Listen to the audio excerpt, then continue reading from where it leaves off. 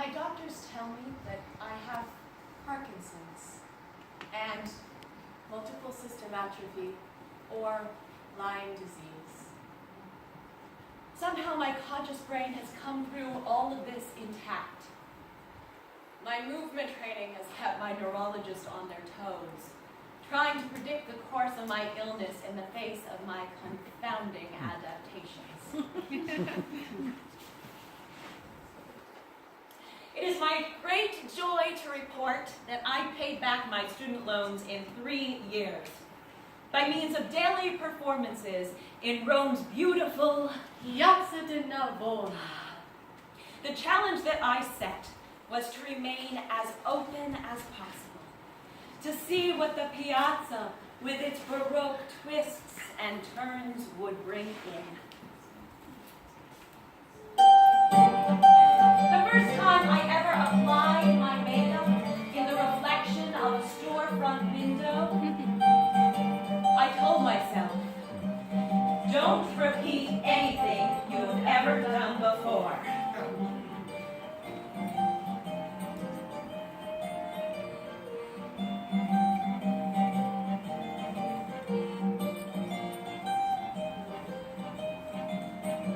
First, you need an audience. I discovered I needed a skill to draw a crowd. Something with broad movement, visible from a distance.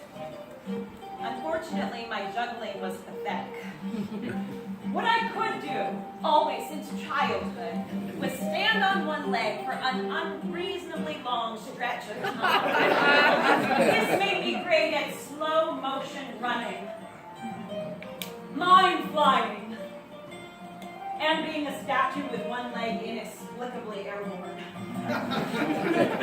By now, a crowd would have swelled.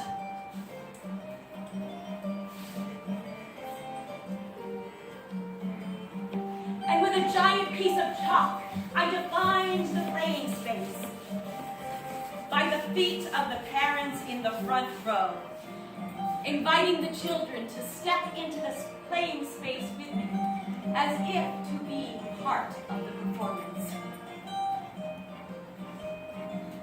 My manager at the time took 10% of net profits. She was a chain-smoking and tough 14-year-old who kept my books and made sure that I got to the bank with my rolls of 100 lira pieces. She was my little sister. And I knew I could count on Anne to keep admirers at bay with her grumpy shrug. In the early 70s in Italy, there was no street theater. Women in Italy simply did not display themselves in that way. But then again, perhaps it's unfair to claim to be the first street theater. There were the Roma, or gypsies as we called them then, walking on glass and eating fire in Piazza Navona, and they had to be negotiated with. So I talked to their boss. She was an old toothless woman with a headscarf. To make her nut, she had to sell a certain number of carnations. So I offered to buy a carnation for my hat at the start of every show, and in trade, she would be able to work my crowd. A deal was made. And every day as I started my performance, she showed up to do our business. And then, taking my place in the center of the circle, I held up the first sign. Clown de Piazza di Navona. And executing a 360-degree turn, moving my legs imperceptibly, the queen of equilibrium.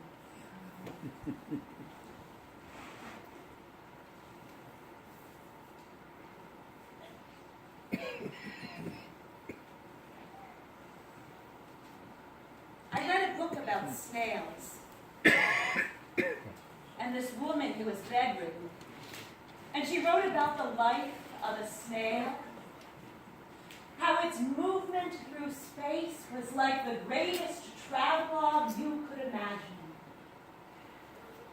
And how her every little action became so big in its tiny world.